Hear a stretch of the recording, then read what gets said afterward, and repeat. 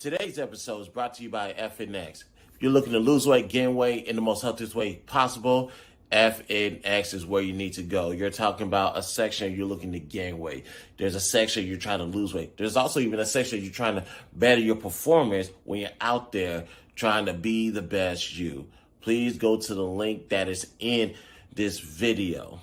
But also, you have to look the part. We're trying to unlock that inner athlete in you. Speaking of inner athlete, hey, you know how we get down. So, fill up your shopping carts. Once you get to checkout, use the promo code BTSI for 15% off. Again, BTSI for 50% off at checkout.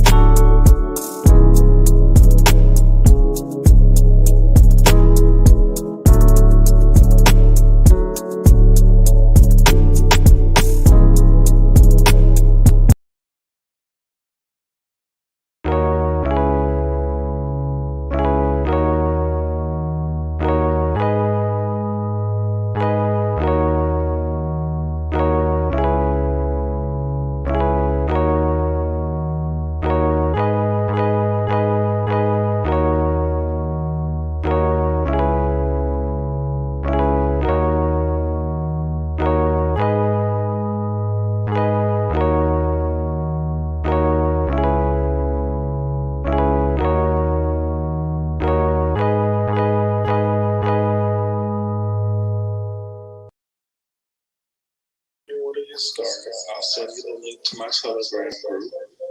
You'll be able to take steps to profit. Okay. I'm seeing it. All right. Go ahead and just get What's going on, y'all? Start teaching you, brother. Welcome to another edition of the B.TS Show. I'm your host, Christopher J. We are going today's episode.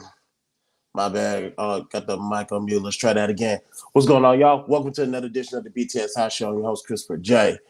Today we was going to talk about a particular case, but slight oversight. We're going to switch things up just a little bit today. Matter of fact, one of the discoveries we made yesterday, it was in regards to the judicial system and how it doesn't favor us, black men, or any type of man for that matter. Doesn't even matter. We're going to touch on that today. But before we go any further, you guys already know what you need to do. You need to like, subscribe to this video, follow me on all my social media accounts. You're more than welcome to Cash App me. If not, super chats are open. And yes, if you're watching this on YouTube or Facebook, you see the comment section, you see the link. You are more than welcome to call in, join me on camera, and join the conversation. Participants waive all rights to privacy. That goes for anybody watching me. And of course, my Clubhouse family is here today. We are still on the road to 1,000 subscribers. Once we reach that goal, I will give one lucky person $100. So, I'm a man of my word. I will give away $50 to one lucky person once we reach 500 subscribers. And we are almost there. If you are on Clubhouse and you're not following this brother yet, bring the smoke. King Chicago, B.TS room. Please do so because we are going to be doing something in the near future. So before we get into quick hits in regards to this shooting that happened in Brooklyn, let's get into video, and we will be right back. Today's episode is brought to you by Wavilo. Of course, you guys see me with my Bakari watch. Looks nice, don't it? But if I wanted to go out, just a casual wear, and it's kind of chilly outside.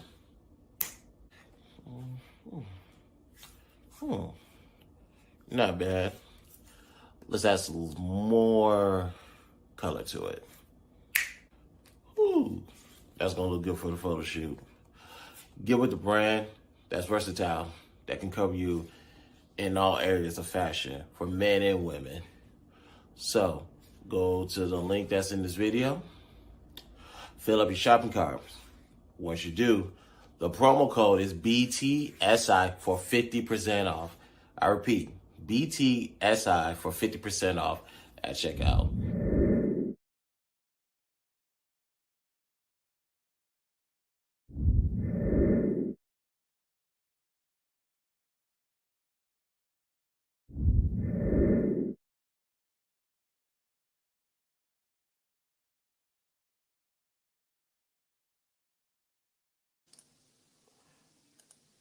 It's all good. All right, y'all. We're back. Let's get into quick hit, shall we? Update on this Brooklyn subway shooting. The person who was shooting, name is Frank R. James, 62 years old. Shot 23 people got injured in the shooting. And here's something I found out today. This guy this is not his first quote unquote terroristic situation. Back in the 90s, he had two terroristic threats. But when they went to court, they ruled it as some type of harassment. So basically, they already had an idea of who this guy is. They just let him go. I swear to you, New York is different. Thoughts and prayers are with the family. I'm not aware of anybody losing their life. Um, Diego and Perez is in New York and wouldn't have a better idea about that than I will. Diego and Perez, did anybody lose their life in the shooting? No, not that I heard of. Okay. Yeah, I was checking on that. I want to make sure, but I appreciate that. But yeah, no one died. Glory to God. Hopefully, it stays that way. But this guy, you look at his YouTube, you look at social media, he's making uh, terroristic comments, especially towards the New York mayor. What I say is he should have been off the streets a long time ago, and all of this can be avoided. I don't know what it is about the judicial system where if you see a threat, you want to give that particular dangerous threat a second chance. But let somebody get caught jaywalking and they're going to be sitting in the jail cell. Never mind. Out. That's a story for another day. But let's move on to the next story that actually pissed me off this afternoon. Joe Biden will send. Go ahead. Before you move on, there are a few things with this story here in Brooklyn that simply are not adding up. Okay, this man entered a subway with a gas mask, gassed the subway, but somehow conveniently left a backpack and stuff that had his name in absolutely everything. Y'all could not catch him somehow at that time, but then magically managed to catch him in broad daylight. A lot of aspects of the story are simply not adding up. I haven't had time to fully dive into all the different, details that simply aren't making sense. But even when we're talking about New York, these are people who who increased the MTA fares to increase police presence in the subway. So if a Black or a brown person were to go in the subway and hop the turnstile, which is $2.75, I can assure you that at least 5 to 6 different NYPD officers are going to pour out like roaches to make sure they catch that person. Right. But somehow in the nice white part of Brooklyn, there's an open gunman, and it took this. I don't know. A lot of aspects of the story are not adding up. I would have loved to got Miss Price's point of view, but she left the room. So I just wanted to throw that in there before you move on. No, it's all good. Appreciate it. And you got to keep this in mind, Diego. Although I'm from Texas, I heard enough things about NYPD to say nothing about it makes sense. Right. So let's not hark on those details. We'll be here all day, unfortunately. But thanks for letting me know that, because now that I think about it, that really doesn't make any sense. Let's get to this Joe Biden, who will send $700 million in military relief to Ukraine. Like I said, for months, weeks. I don't know how or why we're still in this, although I know how we got here. My brother, told me how. The way I see it, this is a civil war that has nothing to do with America. So I did not see why we should get involved. But when I find out that America put the battery in Ukraine's back to leave Russia, and Russia finally found out, it's just like, how can I say this? Let's just say if you're at your friend's house and he don't like how their parents are running things, and you go put the battery in back to run away from home. And the mom and dad finally realize you ran away from home. They trying to get their son back. And you trying to help the son stay away from the house. That's how I see this situation. This ain't got nothing to do with America, but yet America butted their head in a situation where we have no reason to be in. And top of that, we just lost $700 million. If you would think we would learn from the what war we just pulled out of, and probably less than a day they lost the entire country. What war was that? Was that the Afghanistan war or something like that? We provide all this relief all these years. We leave, and a terroristic group, or whatever you want to call it, took over the country. So again, I don't know what Joe Biden is doing. He's making all the wrong decisions. And yes, I'm going to say, because we're going to dive into this next week, I think we need Trump back in the office and we need to get rid of Joe Biden. I know that's not a popular thing to say, but I'm going to stand 10 toes down. We need to get rid of Joe and we need to get back Trump. And last but not least, Jesse Williams, the actor from Grey's Anatomy, almost say General Hospital, child support case. His ex-wife was BSing and complaining about the situation. And keep in mind, her name is Aria Drake Lee. She was getting $40,000 a month in child support because she overstepped her boundaries, bit off more she could chew. That $40K has dropped to $6,413. I say this is a win for the men. But wait, I thought the payments dropped because he wasn't making as much money. What? Can that be the case? Or hitting accent, maybe. Hitting assets, maybe. Because he claimed himself that he lost a significant amount of income, like a wild amount. Like even I remember when I was reading, I don't remember the numbers, but I remember when I was reading it, I was like, how? Like I was like, wait, celebrities live like that? So where their income just drops that drastically? Yeah. But it dropped drastically, and that's how he was able to get the child support dropped. It had nothing to do with her. And I guess we'll talk about this during the main show. Whether it dropped dramatically is irrelevant depending on who you are and that social status, because they're going to favor the woman. And Ariana kept on adding too much to it. This is the rare time where the judge actually will favor the guy. The last time I saw that was maybe 50 Cent. And you got to think about how many years ago that was. He was playing whatever amount that he dropped to like $650 or something like that. So I'm just here to say this is a win. That's a win for the men. I'm not mad at it. And that was a quick hit. If you guys want to add to those topics, you're more than welcome to. If not, we can go ahead and play the third commercial, and we can get into the meat and potatoes of this conversation. That's why I fuck with y'all. Let's go ahead and play Brytn Smile, and we will be right back.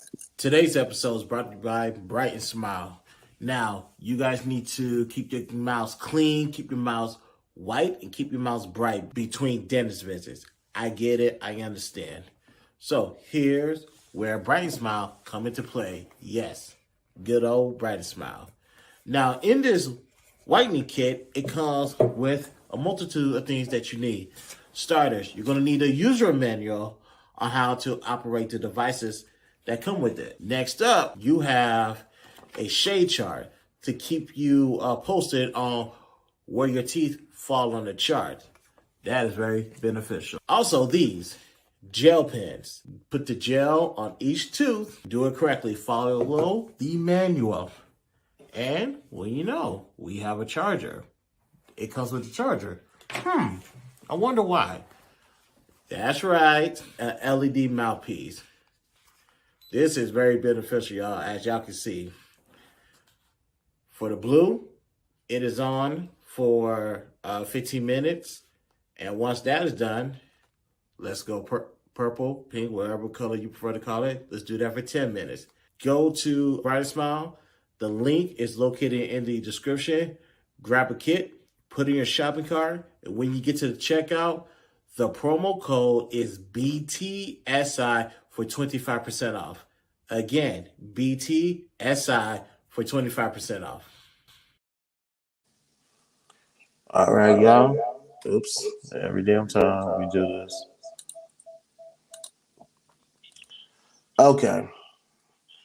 So we are here. Let's go ahead and get the show started.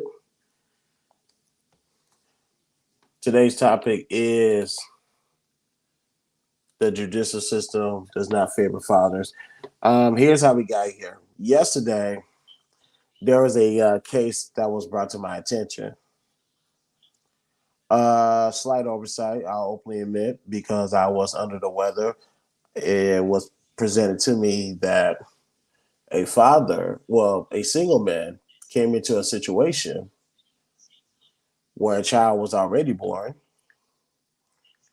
And when him and the mother broke up, he has no DNA responsibilities to this little one.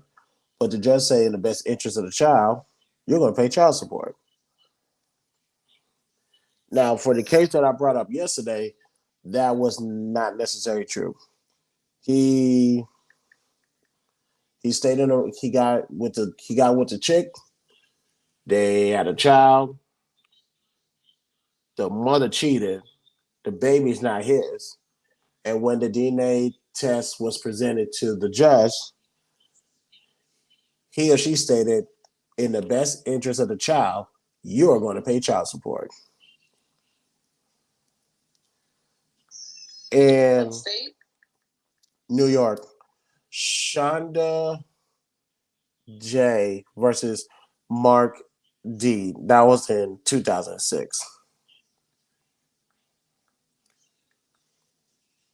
Now, while I was trying to find the article that I thought I read, but I guess I cannot find it or I misread it, I found other cases, which actually closer to home. In Houston, a guy was messing with this one girl and they broke up. And this happened in 2003. They broke up. He went his way. She went her way. In 2017, comes to find out that he had a child that he never knew about, a daughter, from that one girl he broke up with. So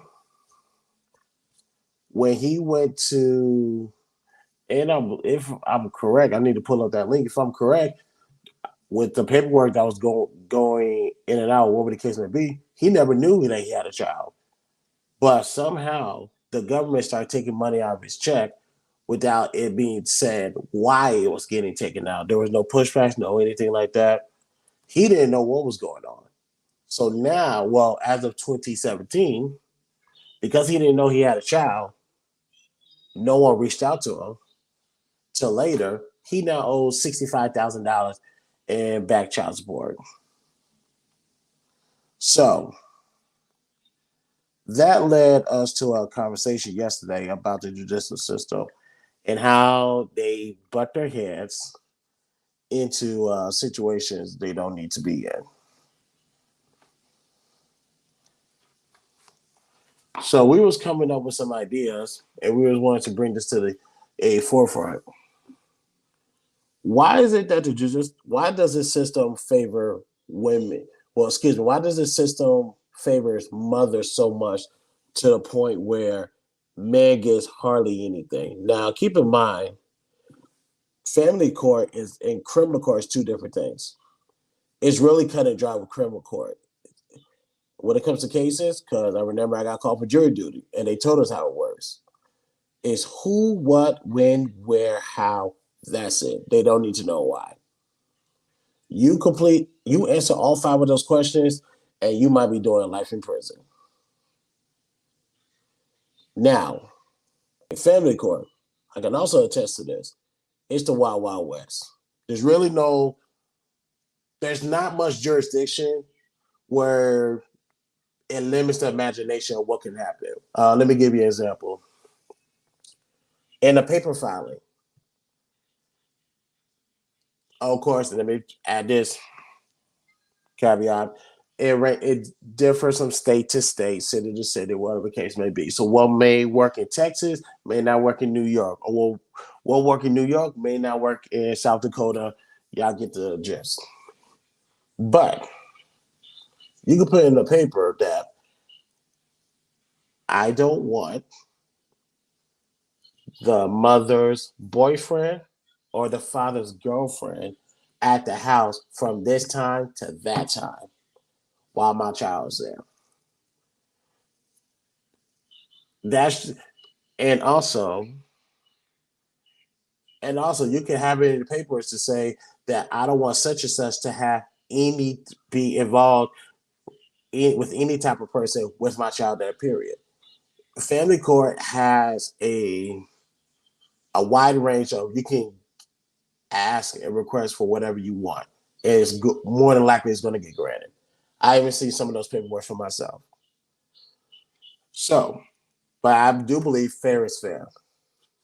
If you have no biological obligations to a child, you should not have to pay for it. If your significant other cheats on you, she should take the responsibility. But unfortunately, The law does not see that way. And the reason why it doesn't, because they have to make money too. While a man is paying child support to the child, depending on the state, he has to pay that same amount to the attorney general. That's why these family court makes well over hundreds of millions of dollars a year. So now what I'm going to ask may spark some great ideas, and we put pen to paper and put paper to action. The government is not going to be too happy because we're now messing with their pockets. But for the sake of fathers out there, I think it's necessary to try. What are some solutions that we could come up with to fix the judicial system so it could be an even balance versus one-sided? What do you guys think about that?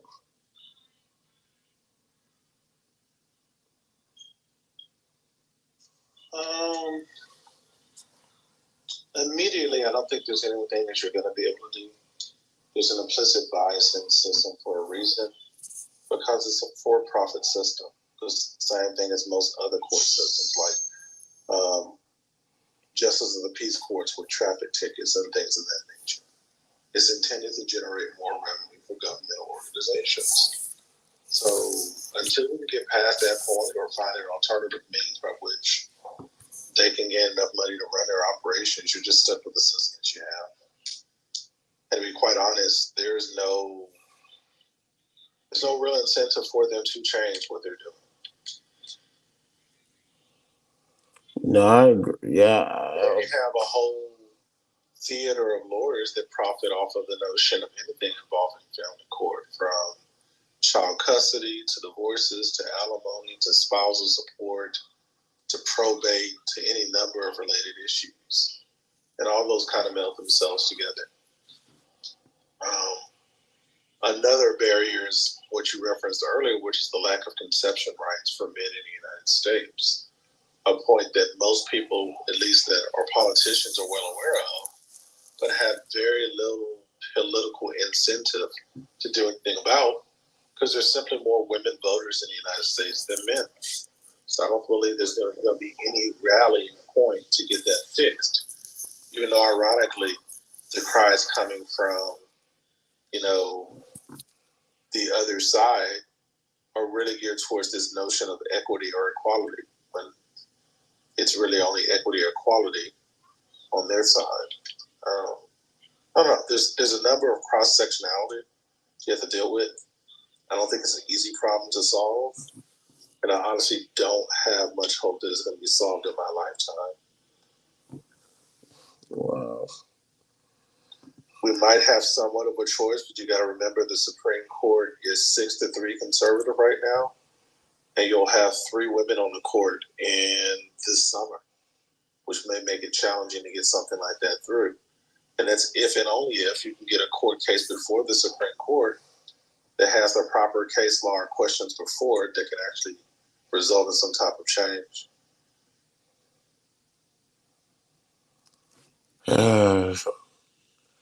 Yeah, that's definitely an uphill battle. That seems like a lose-lose situation.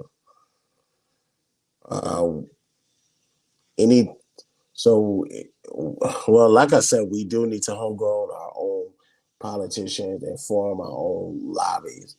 But how much dent will that make a dent in this situation to make it balanced? No, because the Supreme Court has already made case law that corporations are considered as individuals, and all that corporate money has really kind of imbalanced who has a real effect on the political system. And it's corporations and institutions that have so much more money than individuals combined, and they basically run the system. That and those who are ultra wealthy enough to buy the political favor of politicians. So Koch brothers, for instance.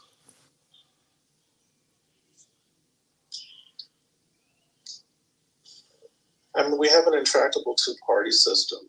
I mean, they give us the illusion of having other options, but they're not really viable insofar as the rules are kind of carded against them by state and at the federal level on getting on these ballots.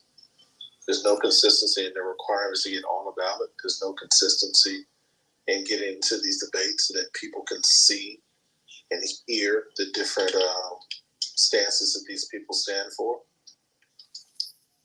You're going to get what they want you to get, which is basically prepackaged selections that essentially are going to do the same thing.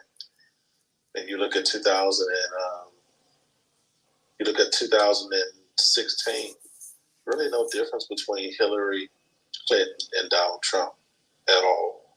I mean, Donald Trump was very much a friend of the Clintons up before he ran for president. And there's really no difference between what we have now and Joe Biden and his alternative that ran against him. I mean, even Kamala Harris is somewhat on the same spectrum as Biden, since she's more progressive in certain areas and not as much of a moderate. I don't think Trump will win again. If he does run, but I don't think that Biden will be the presidential nominee for the Democrats. I don't think he's going to run unopposed, and I don't think he should run unopposed.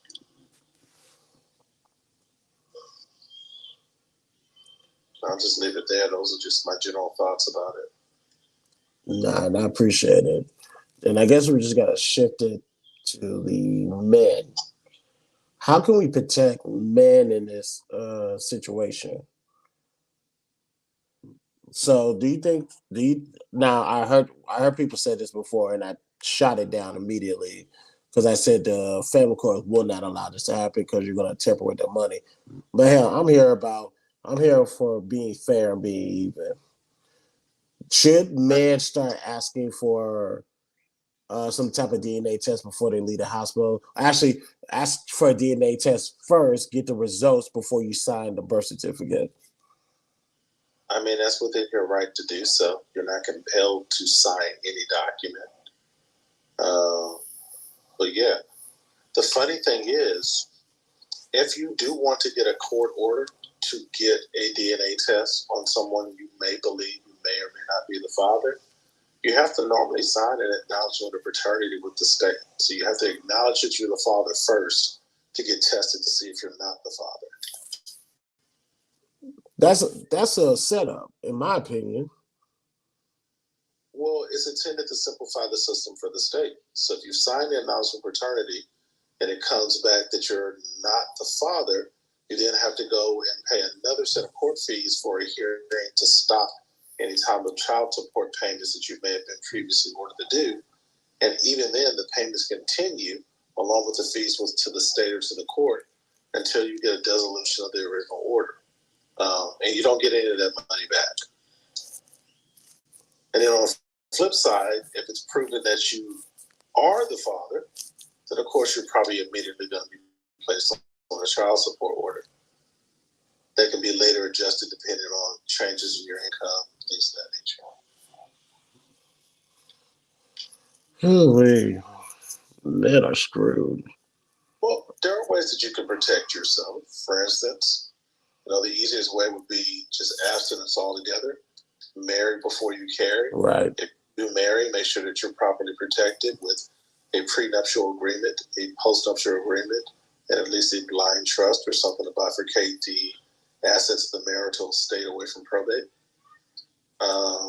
You do want to make sure that if you get in a prenuptial or postnuptial agreement, that you employ two separate lawyers, one for yourself and one for your prospective bride, so that it can be very difficult to challenge the veracity of those documents in court or say that you were coerced because you had your own representation, compensated separately from the other representation. So it's a number of ways to skin that, most of which most people won't do, but should make it foolproof. But it does give you some measure of protection, other than just assuming you're going to waltz into court and get equity under the law in a federal court system, which is probably not going to happen in default, to be frank.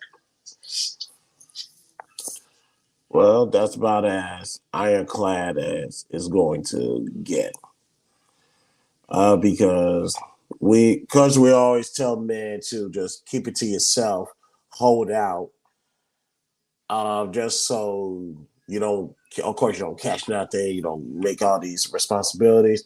But now you just see it. It's like we really need to put that message out there to the men. Like before you make that decision, and that's another thing. I think people make the decisions that they make not knowing the consequences due to the lack of education. I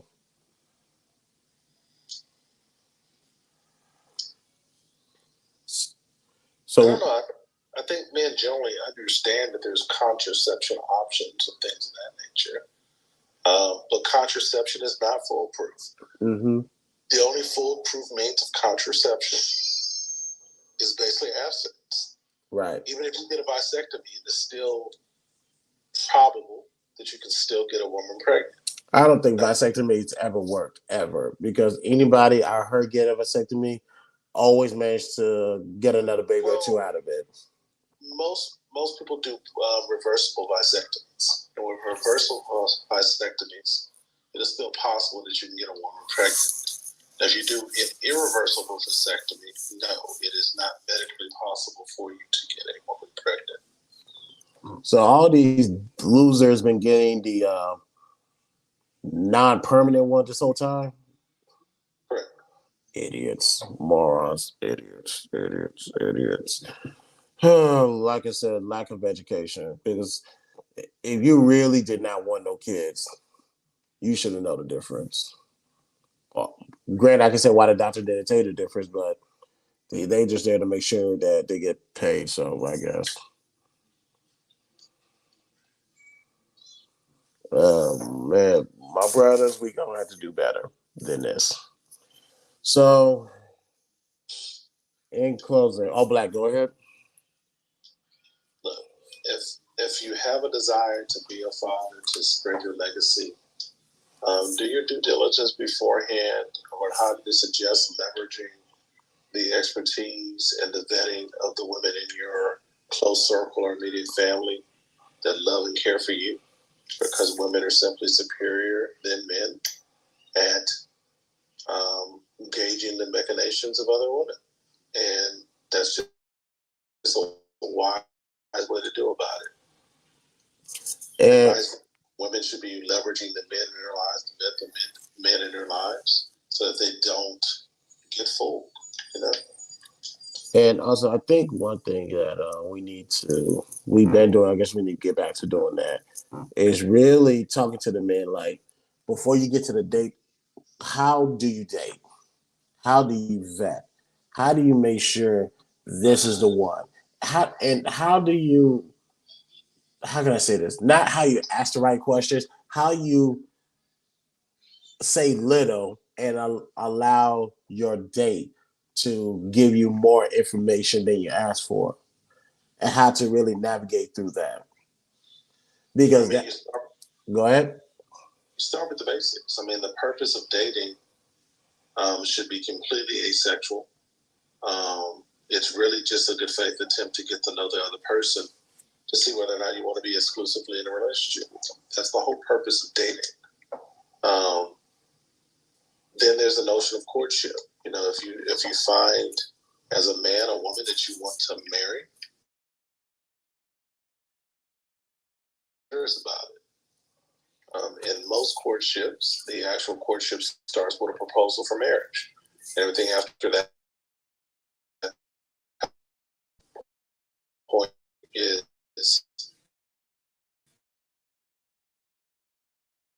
bride price, a dowry, whatever. Any number of cultural inflections of that same mode of thought. But you should be very, very clear-eyed and very, very purposeful in your leanings if that's something that you're going to do. No, that's real. And I think there's too many nuances, too many stipulations, too many rules that doesn't need to be in the realms of dating, courting, whatever the words the people tend to use. And I think we need to get back to the idea of what you might do in a date is not really dating, and it's going to lead you not only is it not going to lead you anywhere, it might actually lead you to the place that you can't find your way out of for the next 18, 19 years, depending on what your child's going to do with their life. So we need to get back. We need to get back to mentoring men on how to properly date. Actually, before that, before you get into the dating thing, how to be a father, or before that, how to be a husband, or way before that, how to be a man. So there's all these prerequisites before you get to dating, and I think we need to start prepping people to be ready for the market. I mean, that's kind of where the rubber meets the road. Unfortunately, we still have a lot of our brothers that are being raised by single mothers without any type of real male role models. And what you end up with is a situation where the vast majority of our men of each generation are simply taught what it's like to treat a woman. They're not taught the soft and hard skills of necessary to be a man, or they end up learning that stuff on the fly too late. Kind of lost the art. I'm not so sure that there's like a real roadmap for what that's supposed to look like. You know, certainly some people can be egalitarian in their leanings. Some people are not. But there's so many inflections that go into being a man.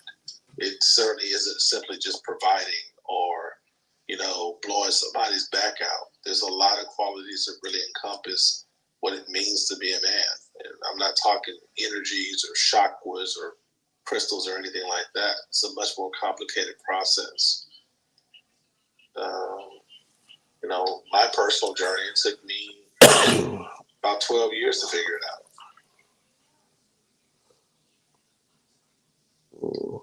And my father was present for most of my life. Well, no, and like I say, it took you 12 years and your father. And that's where when we say people have different walks of life, what outcome is supposed to be expected may not happen due to circumstances or whatever the case may be. But nevertheless, I still believe that you, especially you, Black, have something to offer to men because as you noticed in the past couple of these past weeks or months, a lot of us really look up to you in regards to what you have to offer. It's not just stats, it's how to move in life and how to have a different outcome. So trust me when I say we will, men, especially you being a leader, man, we will listen to you and everything you say. I mean, I'm not trying to reinvent the wheel. I was fortunate enough to be around a lot of older men who had taken the time to be self-actualized, get some measure of belief system or knowledge of self, and that was kind of a guiding post for how it should be done. So for my own contemporaries, I kind of stick out like a sore thumb because I don't really move like they do, but that wasn't the example I was shown. No, I got you. And I appreciate this talk. So, men, those who go back and watch this on replay or watching it, this segment, take everything that this brother just said, Black men, what he just stated, listen to what he said, especially about how all of this could be prevented and better ways to go versus the same failed experiences that we continue to do. So, Black, I appreciate that, man. Thank you on that. Absolutely, man. And now, and also, my brothers, some of y'all complain about getting your message from Kevin Samuels, although there's nothing wrong with his message. But we got other brothers out here who can deliver that message. So please take advantage when we speak. And speaking of Kevin Samuels, let me play this last commercial by Aubrey Noel. And we're going to talk. I'm going to answer a question that was somewhat inspired by Kevin. So let's get this in and we'll be right back. Today's episode is brought to you by Aubrey Noel, home of the sophisticated lashes. Even during the pandemic, yes, eyelashes is still a necessity. You might not be able to go full on makeup because you got to wear masks everywhere you go. So focus on the areas you can focus on, i.e. your eyes. And that's where Aubrey Noel comes into play. Today, I want to introduce you to Pixie. Ain't she a beaut? She'll even look better on you guys. When you guys get your chance, go to AubreyNoel.com. You get a better look at Pixie and sort through all the eyelashes. You got Monroe, you got Zola, you got other eyelashes that I can guarantee that you guys are going to fall in love with. Go ahead and fill up your shopping carts and look good during this pandemic. You can still be the best you, even wearing a mask. So go to AubreyNoel.com. Again, AubreyNoel.com. Also, you can follow her on Facebook, Instagram, and TikTok. That's AubreyNoelle. Aubrey Noel. All right, you guys. One last thing before we go, because Lord knows I need to go to bed with this raspy voice that I got. Are most Black women average at best? Now, a lot of people believe that this is, well, when you hear this, there's a lot of individuals that come to mind in regards to who will ask such a thing or whatever the case may be. Well, you've been on Clubhouse. You hear this conversation a lot. But the question is, are most Black women average at best? Depending on the numbers. But let's not take it from me. Let me ask the audience first. Diego, you there?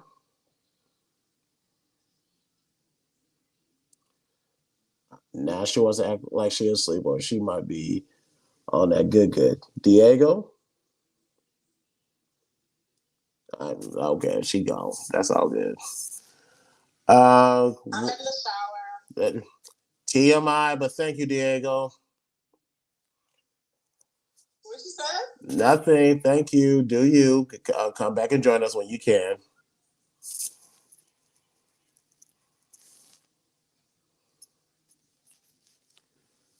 Reset. What do I think about Black women being average at best? So honestly, that really depends on where they fall in the food chain. So the question is, what do we know about Black women now, or what they present to us? We do know that, what's the number? 91% of them makes less than $75,000. We know that 74%. 74% makes less than. I missed the number. 74% makes less than $75,000. Correct. No. Hold on. You said less than 75? Yeah, like not a lot of. You're correct. It's 91% less than $75,000. Okay, cool. Appreciate it. So we know that 91% of Black women make less than $75,000. Oh, Black. Now, let me ask you this question. Someone brought this up in a room yesterday. I want to bring this to you. Okay. They said 84% of Black women make more money than Black men. Is there any truth to that? None. I wanted to. There's not a single stratification of age where Black women make more money than Black men. Period. It was such a good room. I kept that to myself. I'm like, for the most educated of them, there's still a gap of about $8,000 per year. Oh my Lord. Okay, most educated, but you said there was a gap. Right. So even for women that have doctoral level degrees or postdoctorate certifications, there's still about an $8,000 gap in earnings between Black men and Black women at that level of education. More degree. So they got more degrees than us, but we got them by $8,000, correct? Right. I mean, there's also 7.2 million more than of us. So even with the numbers and even with the fact that they have more collegiate degrees and they're enrolled more often, they still make on average about $10,000 US per year than black men. And so on the high end, those that make more than $125,000 a year, about 816,000 black women that make that amount of money. It's about 2.5 million black men. And what pissed me off is I wanted to call her out on her shit so fucking bad, but I was like, this is a peaceful room. We're having good vibes. Let it rock. I will never do that again. I mean, you're going to get those talking points, the same diatribe about being the most educated. That's not true. They're the most enrolled, the fourth most educated. That's heavily documented. The notion that they make more money than black men, they don't. And if you go on the high end, they're still third highest after Asian women and white women. They still make more money than Latino women, but that gap is closing. So we know that they're not making money. Matter of fact, I think the average was less than 40. Average earnings. No, they're just under 43,000 a year per person right now. Okay, well that's an improvement. So that's good. There is some literature that at least economists believe that black women will close the gender gap in terms of pay to black men before any other race or ethnic combo. I think that's largely anecdotal. I don't see it happening in my lifetime, but it's certainly possible if they continue their same trajectory. All right. So financially, just under 43. So right. That's that's just income. That's not wealth. Right. Money that you're bringing home prior to tax. So financially, so is it we can usually say on a financial level, they might not even be average. Maybe they are, but 43 is not a lot. I mean, if you're saying just average, yeah, they're pretty close. I mean, the average wage of an American citizen is around $48,000 per year, so they're not too far off. But the reason why it's below the average is that 28% of black women currently work in some form of retail, and those are low-paying jobs. The largest two employers of black women are the federal government and the government doesn't pay. Well, I can't reveal how I know this, but I know the government doesn't pay. Yeah, I mean, those cost of living adjustments get on up there. It can be a comfortable lifestyle for a woman that maybe has one or two children or doesn't have any children at all. I mean, it's certainly going to be above, the national average or the $42,000 average if you're, unless you're doing like grunt work. If you're there for more than 5 years, you'll get enough raises to get above that mark. But the fact that we have 1 in 5 black women that are below the poverty line, that's problematic. And then you account for the fact that almost that same percentage are only above the poverty line because of other sources of income, like government benefits, child support, alimony, or spousal support. So financial. But that's true. That's true for other classes of women as well. I can only speak most intelligent to our sisters because that's what I study the most. So okay. But so like financial, they're getting there to average, but they're just slightly below average, which is not helping the art. Which is not their income is growing. There is a problem with indebtedness amongst our sisters, but a lot of that debt that they have is because of these degrees. They're paying for them out of their pockets, and a lot of them are not getting into industries where they'll make enough money earlier enough in their career, particularly if they're doing a career change, to offset that debt immediately. All right, then let's move it away from finances. Now let's move it to just Black women in general. I guess how they conduct themselves, their views on life, and that type of stuff. Where do I rate them, or their delusion on the delusional chart from the scale of 1 to who's a delusional chick out here? One or two. I'm careful personally with using the notion of delusion. I think that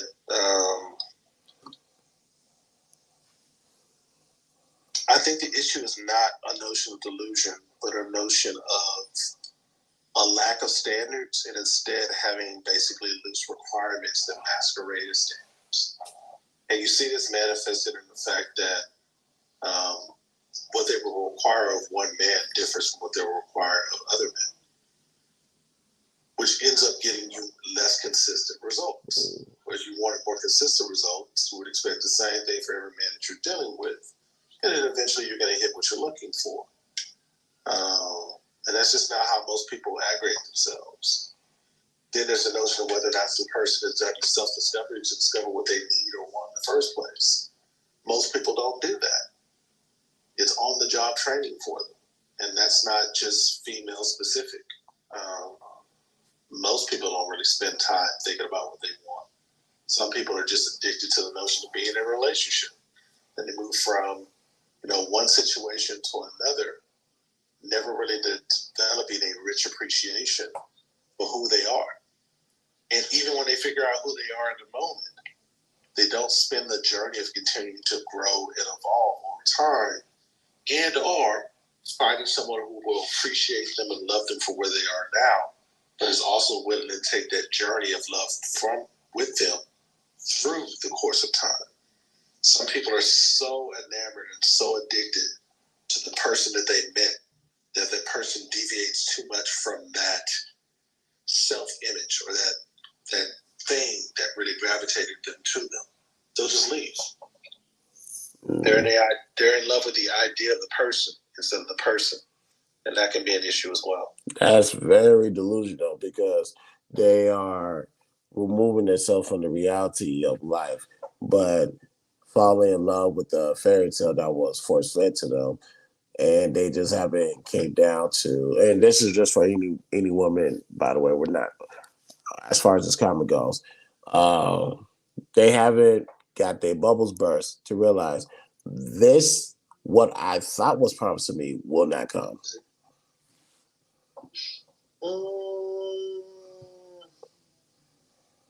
I guess that would make sense, but only for those people that have arrived at a point where, okay, these are my expectations. These are like my non-negotiables versus these are my list of things that I would like and desire out of a partner. And, finding someone willing to make a deal. I want these things, and these are things I have to have. Plus, I need to get as much as what I want as possible. And then come to an understanding that those negotiables may change over time.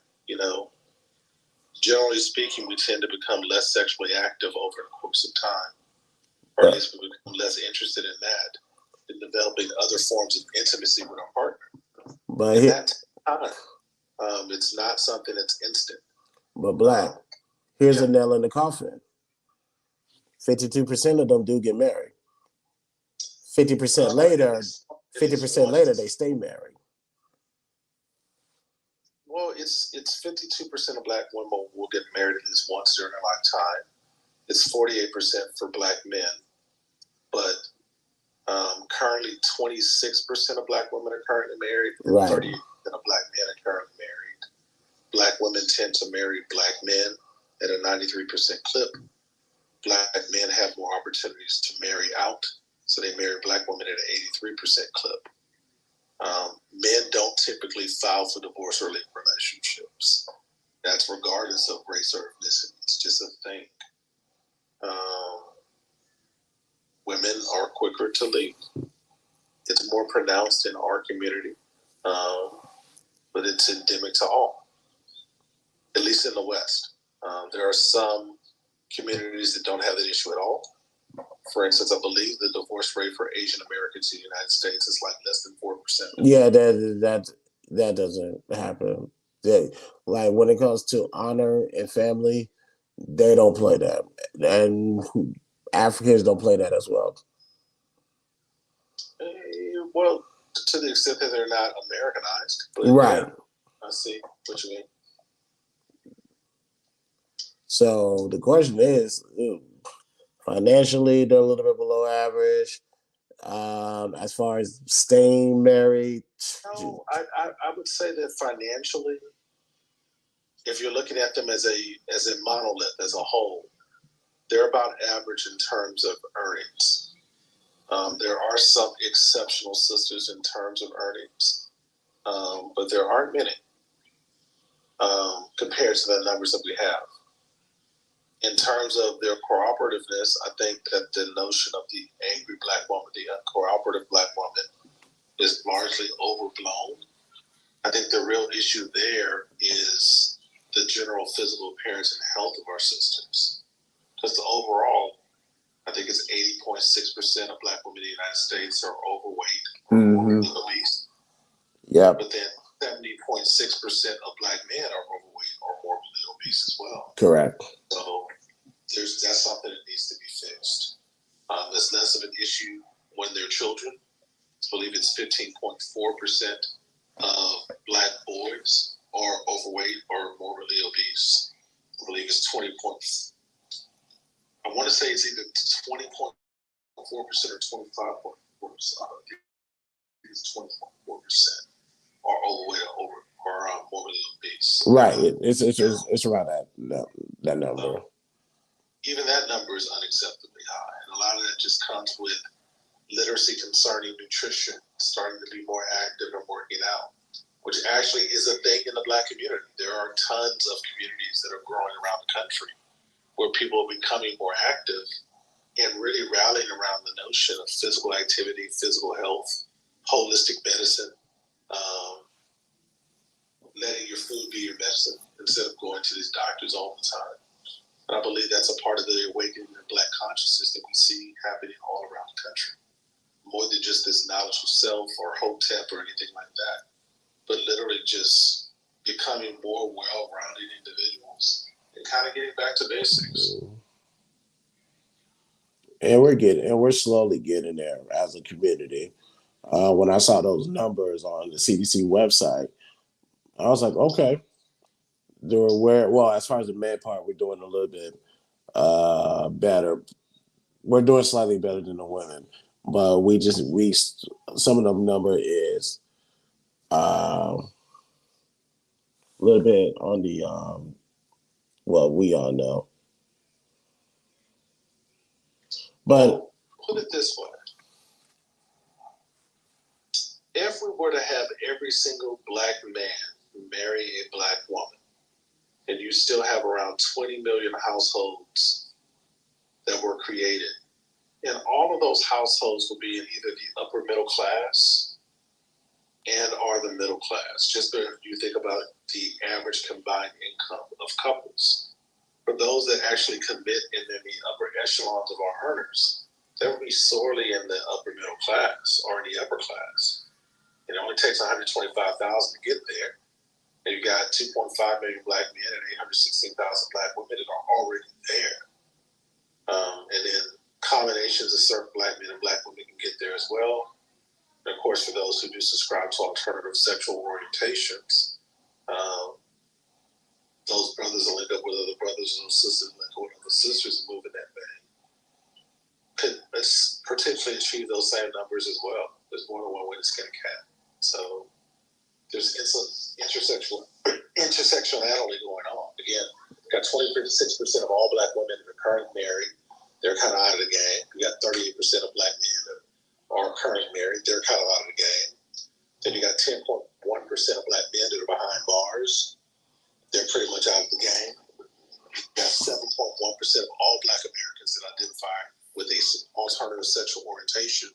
So for those of us that are straight, which is like 93% of us, they're out of the game as well. So that literally leaves you with around 45% of black men left. Now, there's additional issues there. 53.4% of black men are legally single, which means they're not married. I'm not talking about relationship status. and they have no kids. And then you flip to the other side, 6 out of every 10 sisters, 64% to be specific, do have at least one child. And men who don't have children don't typically want to settle down with women who already have children by another man, not because they denigrate single mothers, but because they don't want to deal with the influence of another man on their household with a woman that they're with. At some point, some people are going to have to make a deal. And even if they did, there's more than 33% more black women in the United States than black men. 47.2 million black Americans, 20 million black men, 27.2 million black women. It's a numbers game. I mean, we've murdered 18 million of our kids, most of which were black males, with abortions and Planned Parenthood. So we kind of did it to ourselves.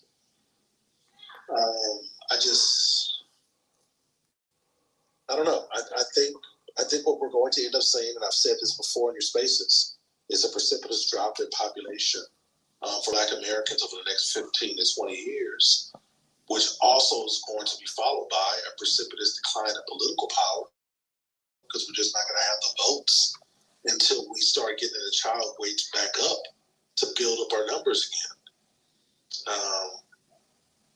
Yeah. I have a question, Brian. Sure. What's the average household income for Black married people? I don't know if you mentioned it, but I did mention it, but I can look it up. 1 second. Thank you. Because with all this that's in play, it's not to answer that question. Are black women average? I'm almost afraid to answer that question because there's some categories where it's like, okay, it's not that bad, but there's some categories like, God damn, what's going on here? I'm afraid to answer. Most people are average, so yes, most black women are average. Most of anybody is average. I mean, it's not difficult. Yeah, this is not look. Yeah, this is looking bad. Like for the community in general, yes, but black women, yeah, I have to say, and if you guys hear a 4-year-old on the back, that's my son. I'm about to go put him in bed. But yeah, the question: are most black women average at best? And the answer is yes. If you statistically look at the numbers, yes. If you accumulate them together, yeah, they're average. There's some categories that you don't even want brought up into this conversation in regards to black women, and that's just to be fair, to be nice. There's not a lot of extraordinary people. Hey, Diego, to answer your question, married couple family income for Black Americans is currently an average of $81,540 per household versus all Americans, which is $96,571. So, thank you, Brian. Not far off. Sure.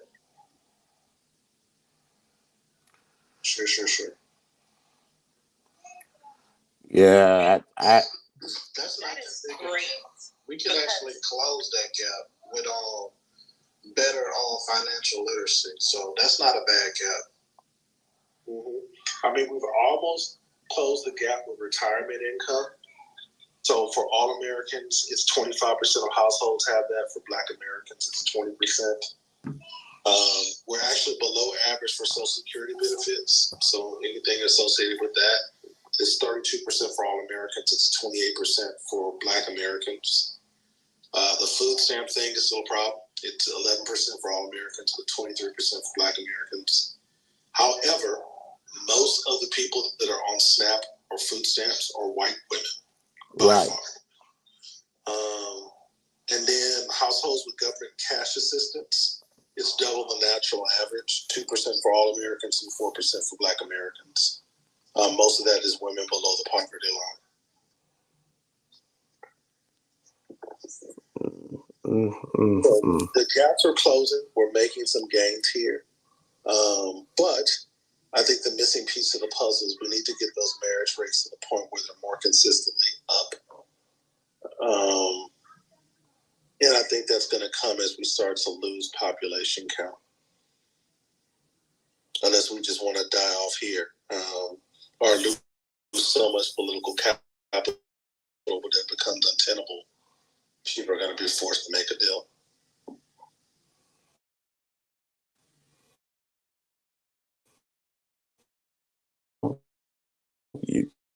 Those who are watching on Facebook, Twitter, Instagram, and IG conversation, Black women, yes, I'm sorry. There are numbers to prove that you are average at best. This is not me being diabolical or just being flagrant.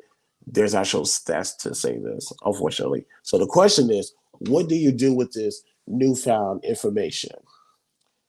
Are you just going to accept it? No. Are you going to do what most people do, who's going to bitch and complain about it and create a narrative that doesn't exist to fit them? Are you going to take this information and just saying, oh, well, the sun's going to rise the following day? Or are you going to do everything in your power to make sure you first are not part of these negative statistics? And once you succeed in that realm, are you going to then go tell your other sisters, tell your mothers, your cousins, your aunties, tell those in the neighborhood, we need to turn this shit around and get better? The man just went out and told you where you fall in the food chain. And matter of fact, because he did that, he blessed me with that again. I'm going to definitely Cash App. And ladies and gentlemen, that's his Cash App at the ticker at the bottom. Please make a donation. This man is a professional. He's been doing this for 22 years. Take what he says to heart. Lord knows I do. So, ladies, that's just a crush of the argument. If you don't want to be, you don't want to be considered average no more, do what you got to do to turn that shit around and make sure it doesn't apply to you. Now, don't verbally say it don't apply to you. Show the results that you are above what these stats are. All right. So, anything else? I know I got Miss Jess at the bottom. Does anybody want to have anything else to say in regards to this conversation? I'll speak on it. Go ahead, Dave. Okay, as far as the average at best, like Black Man stated before, most people are average. The way I have it broken down in my mind, I say 50% of people are average, 25% of people are below average, and 25% of people are above average. That's just how I view it in my mind, but most women, and not just Black women, are average at best. But the thing about it is, when you're a Black woman, the average Black woman has 2 kids, and she's in debt. The average Black woman's net worth, last time I checked, was $5. I don't know how up to date that stat is, but Black women are the biggest consumers. So I think one of the biggest issues they faced in the dating market when it comes to being average is best is they tend to not want to factor in their kids. Now, nobody is saying that your child decreases your value as a person, but in the sexual marketplace value, it definitely does. It decreases your value a lot because children come with an added responsibility. And it's not that men typically don't want to deal with single mothers necessarily because the kids, but there's so many factors that women always forget to mention. So let's just say you are a single mother and you don't have any chaos going on in your life. You don't have any drama with the children's father. Okay? For example, I hear women say this all the time. I want somebody that's going to love me and love my kids. And I laugh at that because I always ask them, does that mean your child is going to love them back? And I always pause to see how they react to it. Because if they say yes, that's a disingenuous answer. You can't predict how somebody else is going to feel about somebody else. You just can't predict it. And you can't train a child to love another person. That child has to have a relationship with that man. That has to be there. So when women say stuff like, a man don't have to do anything for my child, they will then turn around and say they won't date a man that will completely ignore their child. So that's disingenuous to me. But it's so many layers. First, you have to be able to agree on a parenting style. Me personally, in my anecdotal experience, I've stopped talking to women before because I disagree with how they raise their children.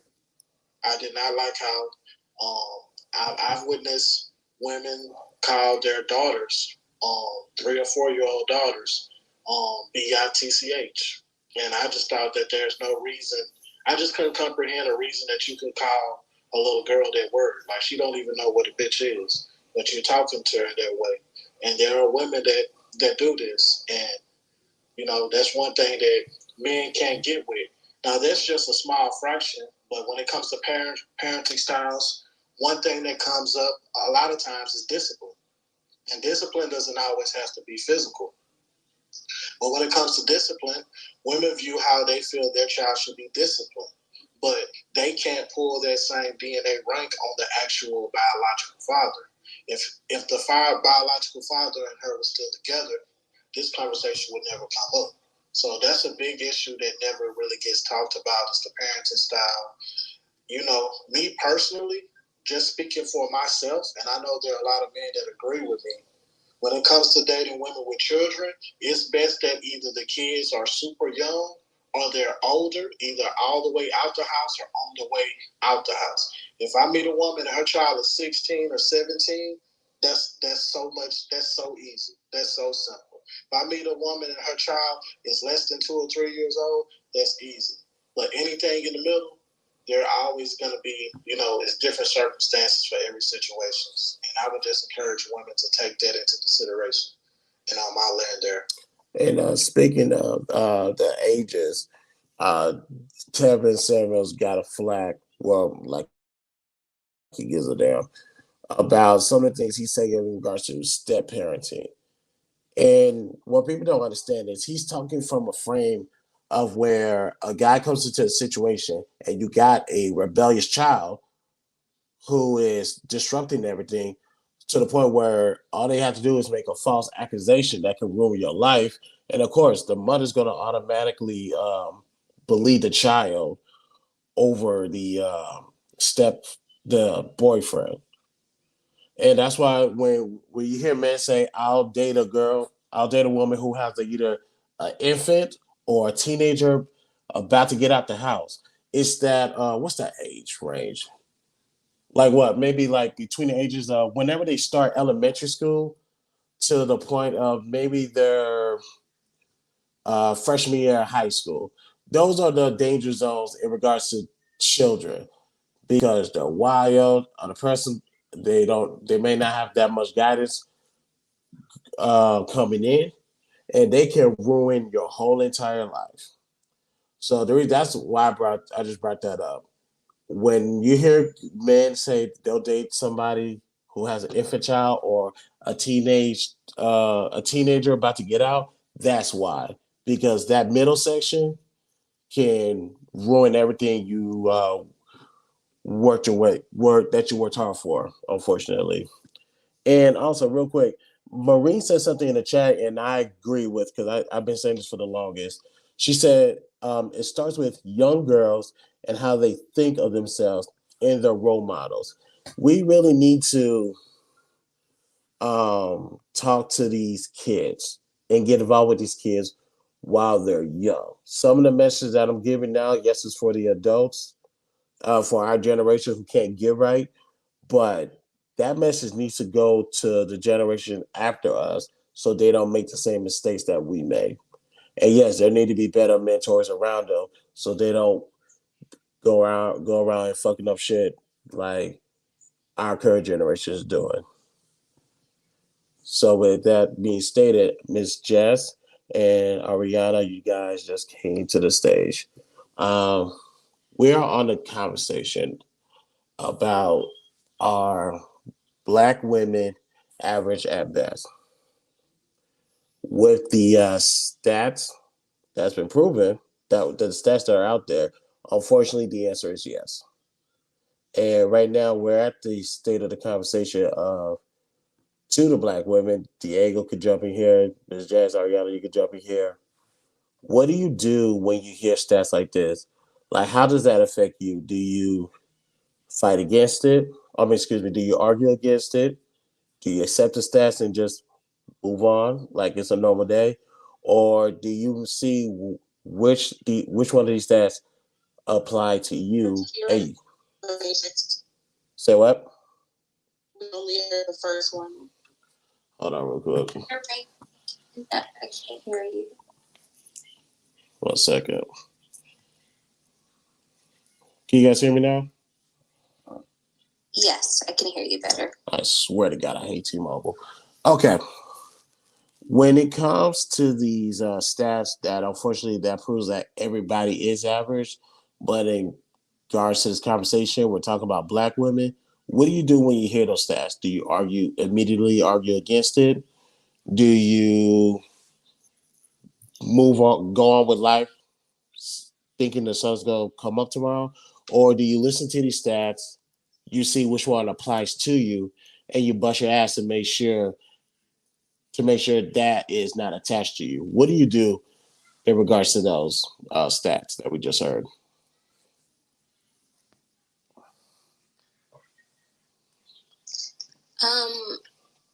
Go ahead, Miss Jess. No, I was asking to repeat the stats. I'm sorry. What is it that Black women are average at best? Correct. We know that financially. Go ahead. Financially,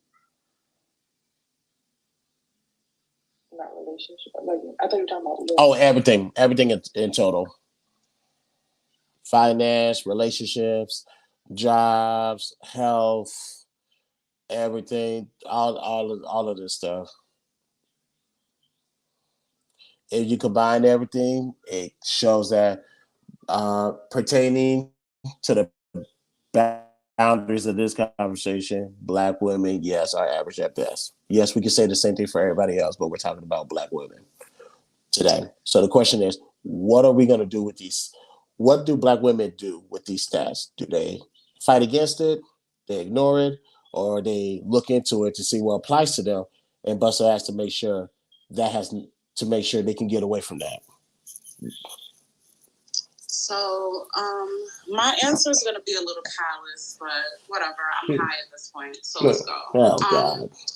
I think most Black women are going to fight against it. I hear them fighting against it on this app all the time. How you can, and I mean, I know, there are different tropes about stats and, it's white people and we don't trust stats, but I love hearing stats. Do I know that they're not 100% accurate? Of course, but I genuinely just love hearing stats, particularly about Black people. Now, like I said, I think majority of women will fight against it. Fuck that and fat phobia, and they're gonna do whatever it is that they want to do. Now, if I'm being 100% honest, me personally, I don't care. I don't care about the stats. And I don't mean to say I don't care in a way that I don't care about the Black community, but being sad, I can't fathom, I don't feel like I'm contributing to majority of the stats. I mean, aside from women file for divorce, 80% of the, like the little things, like I don't feel like, and I know it's selfish, right? Because I know it's just kind of me and my own personal thing. But the reason why I do that is because, for one, I wasn't raised in this country, right?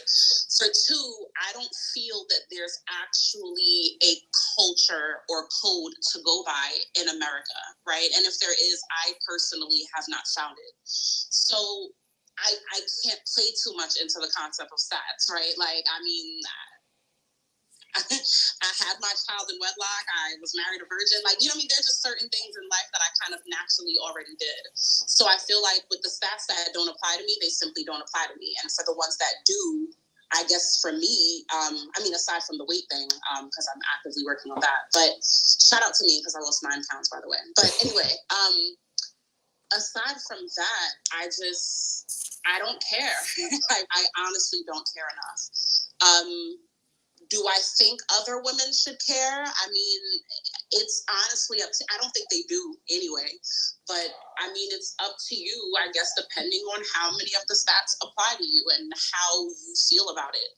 But if I'm being 100% honest, I do believe that a large amount of the Black community is comfortable.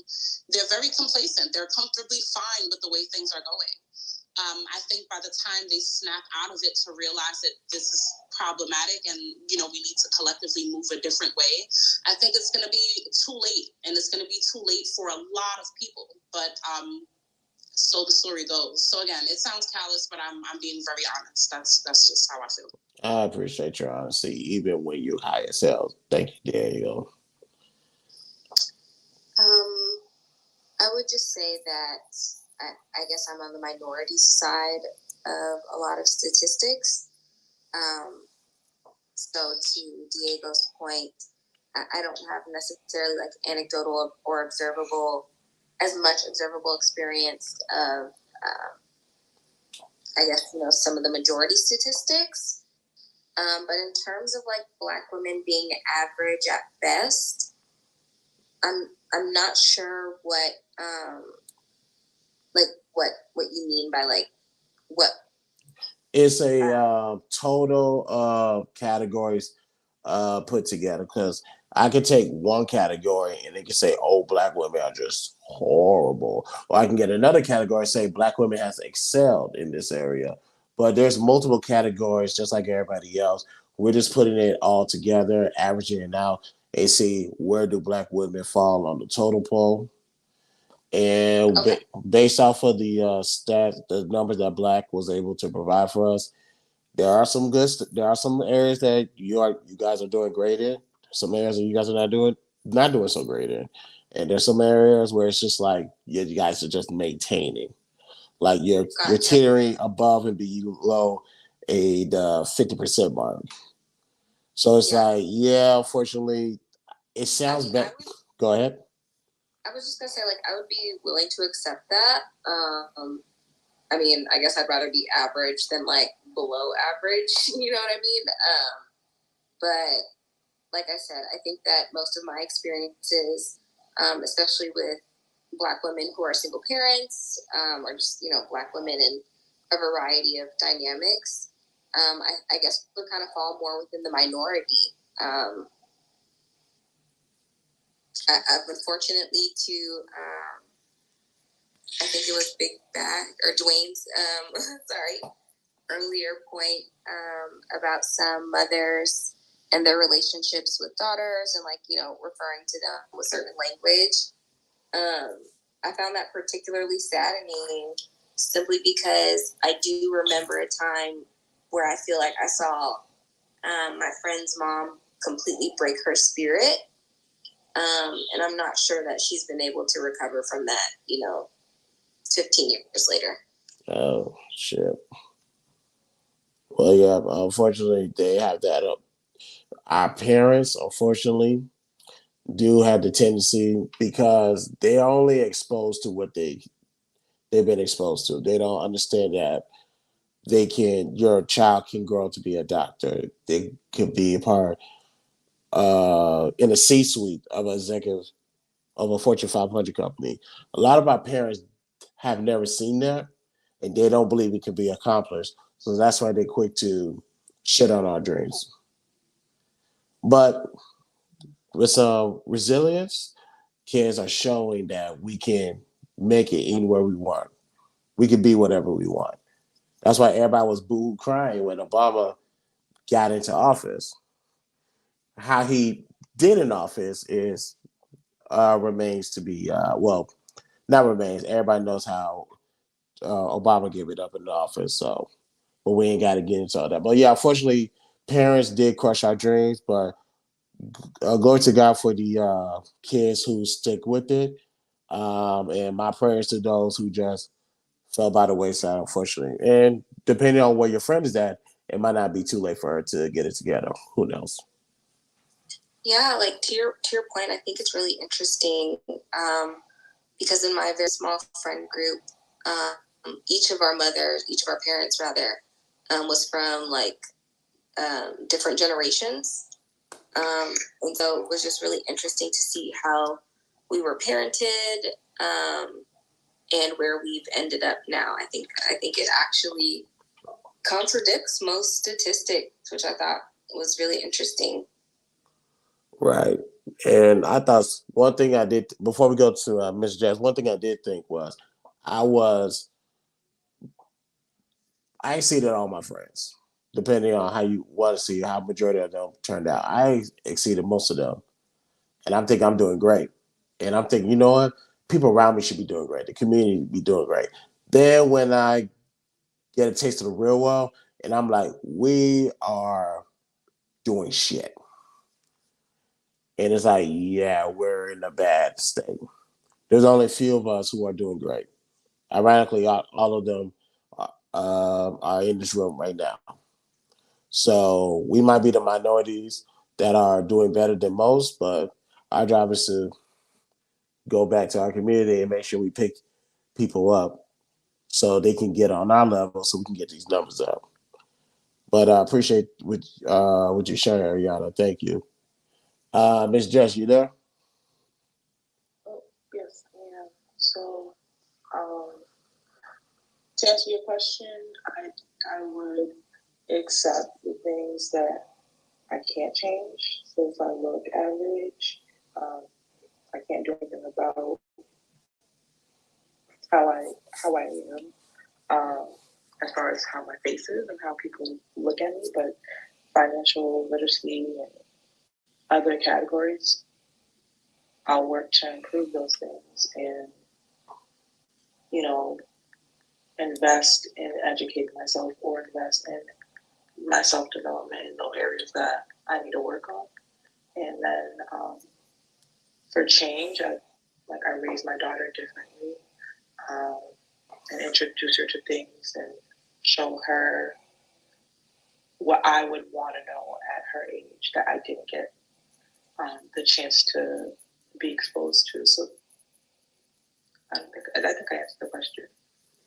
Yeah, no, you did. You did. Thank you. I know. It almost sounded like it sounded like you said about average looking. I was like, I hope you wasn't referring to yourself. No, well, I'm saying about, I don't know the whole list of categories, but I would, if I was to look at statistics, Okay. things that I can't change about myself. And I think knowledge is power. So knowing what that is powerful. So I would still accept those things that I can't change about myself or can't change about being a Black woman, and then the things that I can change, I'd work to change those things. All right. I just didn't hear the list of average at best. But if that's where we fall right now. And what I can do to change, I would change and pass along that information to my offspring. Gotcha. Mm-hmm. Okay, no worries. Fortunately the replays is all in my room. We are simulcasting live from YouTube, Facebook, Twitter, and on Instagram. So the stats were told on camera. So I was a minute and skim through, go back and listen to all the stats on the men's side and on the women's side. And but yeah, so what you say, you take what you control what you can't control, and the one you can't control, you just leave it to the wayside. You focus on the thing that pertains to you. So I'll definitely gonna take that into consideration, Miss Jess. Thank you so much. Um, Real quick, that's the end of the show, but we're gonna bring it to my brother Jonathan because he kind of inspired this. Inspired this title. Like I said in the beginning, we was gonna talk about something different. I had a slight oversight into the case we was looking into yesterday, but it opened the doors for a bigger conversation in regards to the judicial system and how it doesn't favor men. We spoke about that earlier today, earlier in the broadcast, and I think I want to give my brother Jonathan the floor to speak on it. Then we're gonna go ahead and close this thing out. Jonathan, what's going on, man? What's going on, bro? Chilling, man. Hey, let's go ahead. Floor is yours, my brother. Go ahead, take it away. Man, I really don't even know where we're at in the conversation. However, I remember us talking about this earlier. I believe that in our community, a lot of guys are trying to just put it solely on the women. However, if the government sends out stimulus checks, I don't see anybody sending them back. We gotta really get a hold on our own community. We have to take responsibility for our own community. As a collective, these laws and legislations that are in place, they're not concrete. They're actually there to appease the people. So by being the people, we have to come together, get with our local and state representatives, start pushing for these legislations to be changed. A lot of it's outdated, and the people that are suffering the most are the children. You can't really blame the women of the community because they're gonna weigh their options, and they're gonna look for the most beneficial option in regards to their situation, whether it be for their personal gain or whether it be for the child. So, rather than point fingers and sitting around trying to say who's to blame or whatever, I'd rather just get with like-minded individuals, those who collectively want to see our community move forward and grow, and by joining together as a community, start to go deal with the people, the politicians, the legislators that can actually make these changes, deal with them directly so we can get back on track and try to produce the best legacy possible for the next generation. Now, Jonathan, I agree, but that might be a little bit difficult due to the systems that are in play. Because think about it, when you have what's what I'm looking for, you have laws in place where, like, for example, like yesterday, what we talked about yesterday, the brother got a relationship. Him and this girl got pregnant. They broke up. She won child support. DNA results says 100% not the father. But the judge said in the best interest, we need to, best interest of the child, you need to pay child support. What do you suggest we should do to reverse that or get that veto, void, whatever the right terminology is? How do we benefit the fathers in regards to that? Because they've been done in the wrong hand for years. And matter of fact, we had in Houston in 2003, a guy, I just found this out yesterday. This couple broke up. He went to go live his life. He married with 2 other kids. In 2017, he found out he had a child because he noticed something was missing from his paycheck, like $31 a week or whatever the case may be. When he touched bases, because to find out he has how old would she be now? It's a teenage daughter, and now he has to pay $65,000 in back child support. No one reached out to them. They involuntarily went in his system to get his paycheck information, and he had no whereabouts that he was a father. So how do we fix the law, if not to necessarily benefit men, but to be fair at the bare minimum? Well, in regards to the situation, in regards to that situation, I believe that in the details,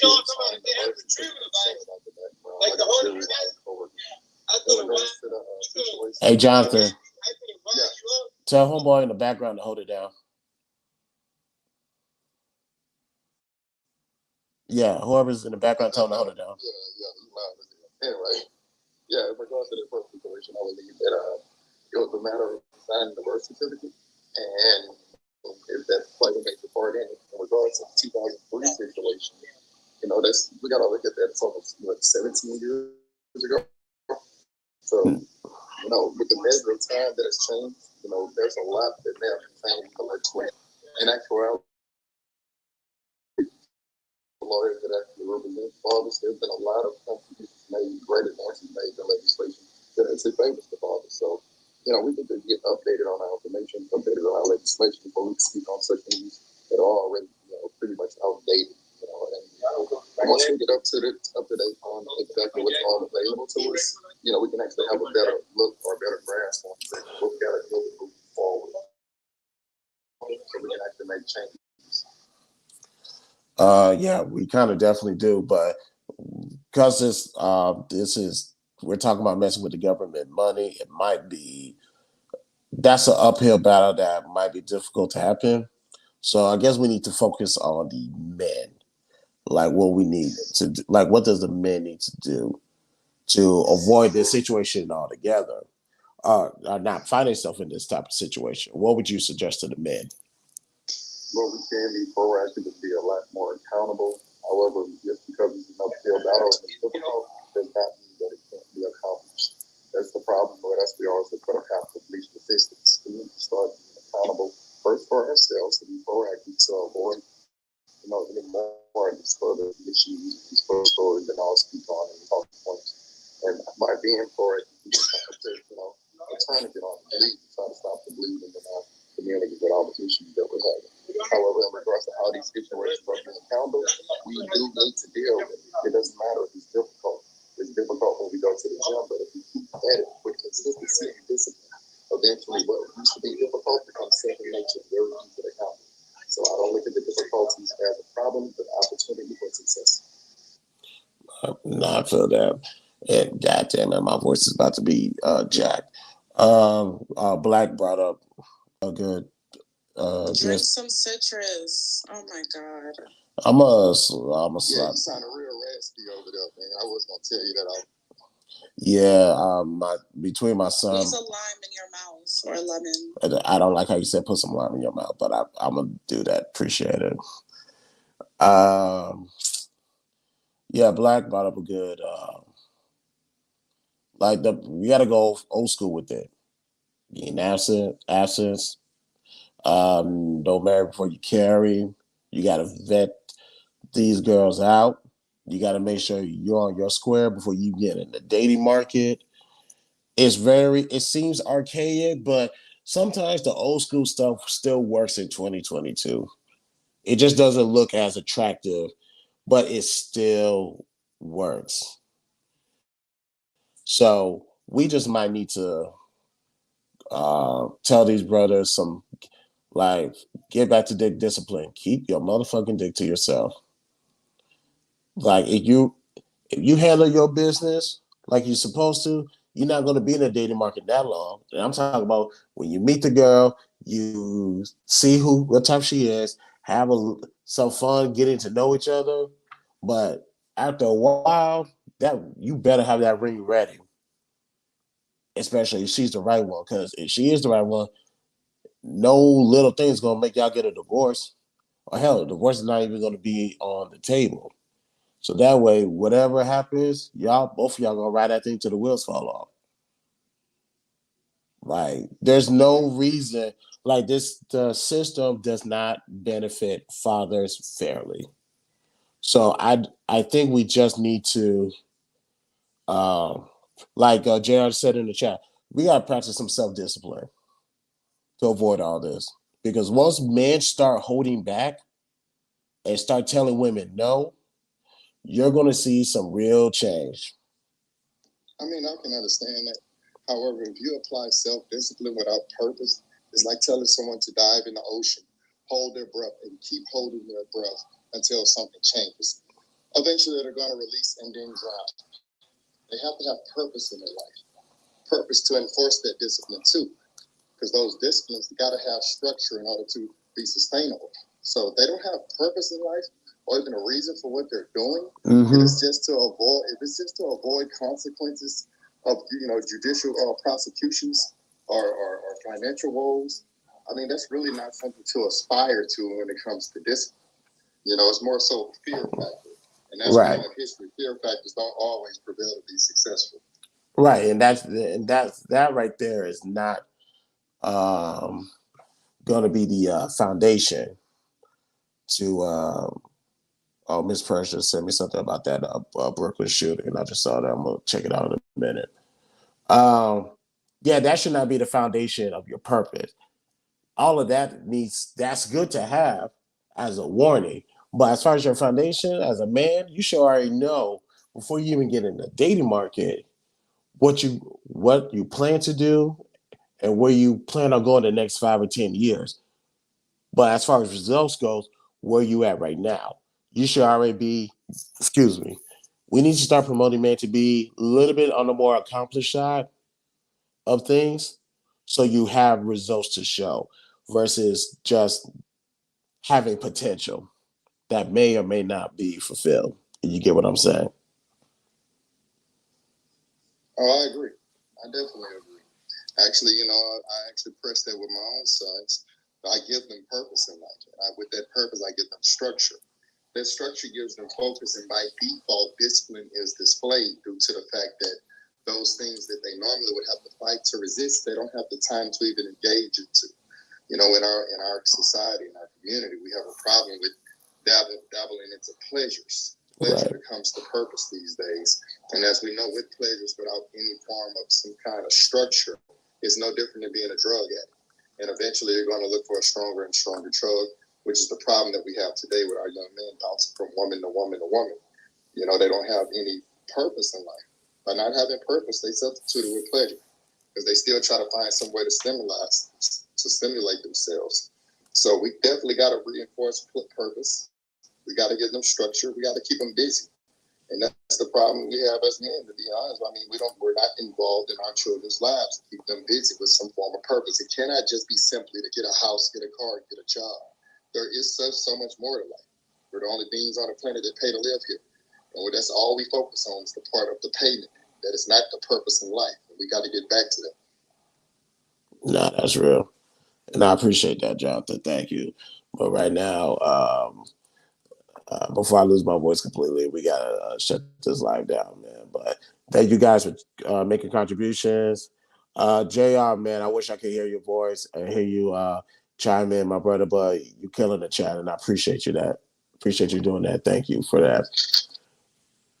But let's go ahead and hold on. Let me read this from Ms. Jess. Of course, the judicial system doesn't favor the role of the fathers because they're playing the role of the father and the head of the household. There's no room for two fathers. I think one of those might have been a typo. I don't know. You want to apply the word mother somewhere in there. I could be wrong, but I do get what Ms. Jess was saying in regards to that. Thanks, Jess. But let's go ahead and get out of here, man. This is the B.TS show. I am your host, Christopher J. Go ahead and like the video, subscribe to my YouTube page, follow me on all my social media accounts, Cash App me, or you can super chat me through Facebook. Participants waive all rights to privacy. We're still on the road to 1,000 subscribers. Once we reach that goal, I will give away $100, just one. Lucky person will get $100. That's gas money in these day and age, if that. Only one?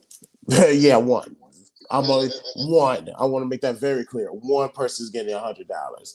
And so you guys know momentum my word. Once we reach 500 subscribers, I will give away $50 to one lucky person. Oh, you say you're gonna give you $100 to get you 50 people? Okay, I got No. Let me rephrase this. No. I want to make sure everybody hears this clearly. Once we reach 1,000 subscribers, one lucky person will get $100. Just one. Put that out there. Yeah, I ain't got money like that. I'm just like nah. We're not doing that. But hey man, thank you guys for pulling up. I appreciate y'all. Those who are watching on Facebook, Twitter, YouTube, Instagram, LIG Live. I know they cut off because somebody was trying to hack my shit, but they was able to fix it, so we're all good. Clubhouse, guys, I fuck with you guys. I'll see you guys tomorrow morning. Right now, I need to go drink some citrus tea, some lemons, and some type of homeschool remedy because my voice is bad. But I had to come on here and do it for you guys. But other than that, people, thank you guys for coming. My name is Christopher J. I will talk to you guys. Oh, one last thing. Those next week's show, we may do a debunking of false narratives in regards to Black women, or we may be doing an episode in regards to how Black people might need to apologize and pray that Trump gets back into office. Yeah, I may have to do a role and voice my grievances about how much Joe Biden has pissed me off and how I kind of miss Trump. But we'll see how I feel next week. But other than that, people, I am Christopher J. I will talk to you guys next week. Be blessed.